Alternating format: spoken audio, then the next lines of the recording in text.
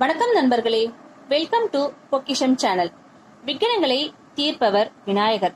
நம்ம மனசுல ஒரு நிமிஷம் அவரை நினைச்சாலே ஓடி வந்து அருள் புரியக்கூடியவர் தான் முதன்மை கடவுளான விநாயகர். பிள்ளையார் சொல்லி போட்டு தொடங்குற எந்த செயலுமே நிச்சயமா வெற்றில தான் முடியும். காஞ்சி மகா பெரியவர் நிகழ்த்திய பல அற்புதங்களை நம்ம கேள்விப்பட்டிருக்கோம். விநாயகர் அருளால அவர் நிகழ்த்திய ஒரு அற்புதத்தை தான் நாம இந்த வீடியோல இப்ப பார்க்க போறோம். காஞ்சிபுரத்துல இருந்து கொஞ்ச தூரத்துல இருக்கிற ஊர் தான் தேனம்பாக்கம் அப்படின்ற ஒரு ஊர்.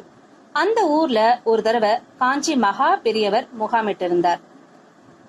ஒரு நாள் அவர் அந்த ஊர்ல இருக்கும்போது வான வேடிக்கை சத்தம் பலமா கேட்டிருக்கு. அப்ப காஞ்சி மகா பெரியவர் காதுக்கு அந்த சத்தம் கேட்கவே அவரு அந்த மடத்து சிப்பந்தி இருப்பார் இல்லையா, அவரை கூப்பிட்டு கேட்டாராம், என்ன இது பட்டாசு சத்தம் கேக்குறே, எங்க இருந்து வருது இந்த பட்டாசு சத்தம், என்ன விசேஷம் அப்படின்னு.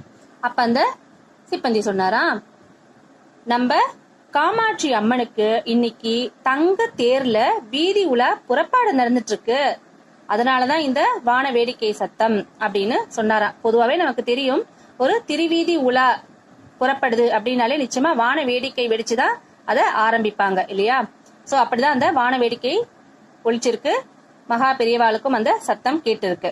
உடனே மகா பெரியவா சொன்னாராம், அப்படியா, அப்ப நம்ம இப்ப உடனே கிளம்பலாம் காஞ்சிபுரத்துக்கு, நாமளும் போய் அந்த காமாட்சி அம்மனோட திருவீதி உலால நம்ம கலந்துக்கலாம், எல்லாரும் கிளம்புங்க அப்படின்னு சொன்னாங்களாம். அதுக்கு அவர் கூட இருந்தவங்க சொன்னாங்களாம், பெரியவா, நாம இருக்கிறது இப்ப தேனம்பாக்கத்துல, ஆனா திருவீதி உலா நடக்கிறதும் காஞ்சிபுரத்துல.